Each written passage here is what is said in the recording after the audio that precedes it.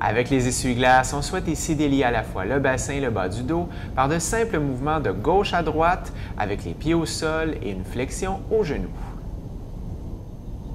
Avec l'alternative 1.1, on souhaite ici faire le même mouvement, mais cette fois-ci, les bras sont tendus au-dessus de la tête. On souhaite également pousser les 10 ongles dans le sol, les paumes vers le ciel. Enfin, avec l'exercice 1.2, on souhaite en plus bouger la tête dans le sens inverse des genoux. Lors de l'exercice numéro 2, pour les gens qui seraient au départ peu mobiles au niveau de l'articulation de la hanche, veillez alors à débuter avec de petits ronds et augmenter graduellement l'amplitude de votre mouvement. Ici, lors de cette position, vous devez respirer autant que possible au niveau du bas de votre dos, coller les coudes ensemble et appuyer délicatement votre front entre vos deux avant-bras.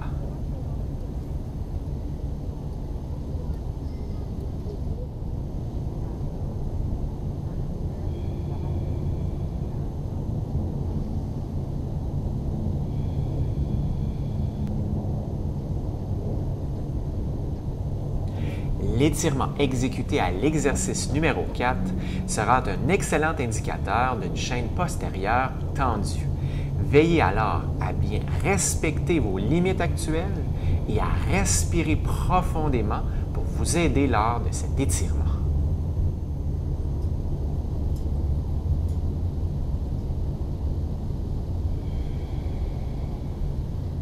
Pour arriver à prendre la position, à y être à l'aise et d'en ressentir les bénéfices, il faudra être patient et persévérant pour exécuter l'exercice numéro 5. On veut autant que possible positionner les coudes à l'intérieur des cuisses, bien arrondir le dos, avoir une tête lourde, détendue, afin de ressentir le souffle lors d'une respiration profonde en 3D, partant du sacrum et remontant tout le long de la colonne jusqu'à la base du crâne. Comme vous pouvez le voir dans la vidéo, je vous partage ici une version alternative avec l'exercice 5.1 pour ce que l'on appelle régresser pour mieux progresser, qui vous permettra graduellement avec la pratique de revenir à la position 5 et ainsi jouir pleinement de ses effets bénéfiques.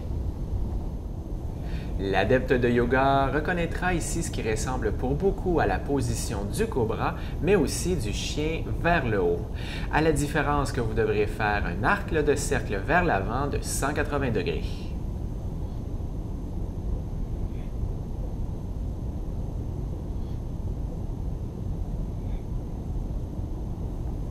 J'affectionne tout particulièrement cet exercice numéro 7. En fait, j'y sens bien l'étirement au niveau de la cuisse, au niveau du dos, mais aussi dans une plus petite portion au niveau des muscles abdominaux. Remarquez également que ma jambe au sol reste active, c'est-à-dire qu'elle est tendue, que je ramène mes orteils vers moi et que je pousse dans mon talon.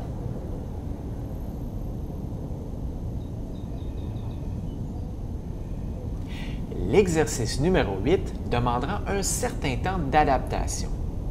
Remarquez sur la vidéo, afin de bien passer mon tronc à l'intérieur de ma cuisse de la jambe avant, que je dois ouvrir légèrement. Donc, je dois sortir mon genou, mais en même temps, pousser le gros orteil de ce même pied dans le sol.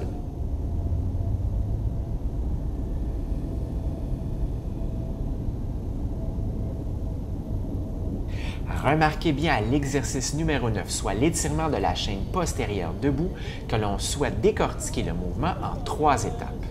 Lors des étapes 1 et 2, on souhaite ainsi avoir la possibilité d'enrouler les vertèbres de la colonne vertébrale les unes après les autres.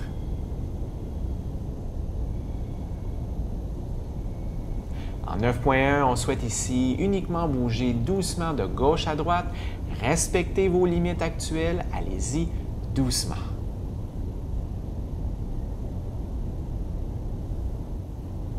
Avec la déclinaison 9.2, on veut en fait reproduire l'exercice numéro 9 à cette différence que la distance entre les deux pieds sera plus importante. On veut ainsi ressentir un étirement légèrement différent que lors de la première fois lors de l'exercice numéro 9.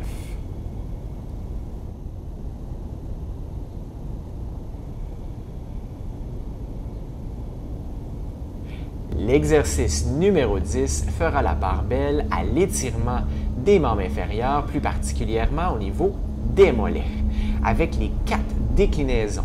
Donc, les 4 positions des pieds, vous allez ressentir toutes les portions des muscles des mollets, mais pour certains, ça devrait même remonter au niveau des muscles ischio-jambiers, fessiers et même au niveau du dos. Avec l'exercice numéro 11, vous remarquerez que je crée de légères flexions et extensions aux genoux. Donc, je me permets de travailler sur ma flexibilité de façon progressive dans la position. Une fois que je m'y sens bien, je peux alors créer une extension aux genoux. Je peux en fait maintenir la posture avec les jambes tendues. Une fois que je me sens bien, une fois que je suis étiré suffisamment, je peux alors adopter la position de l'exercice 11.1 et ainsi ressentir un étirement plus profond au niveau de la fesse et du bas du dos.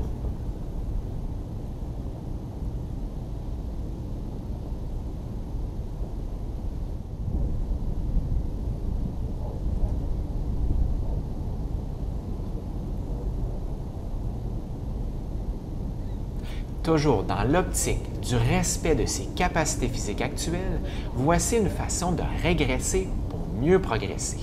Avec l'exercice 11.2, vous pouvez utiliser un banc, une chaise ou quoi que ce soit qui vous permette d'appuyer vos pieds pour ainsi être plus stable et ainsi vous ajuster selon vos capacités du moment.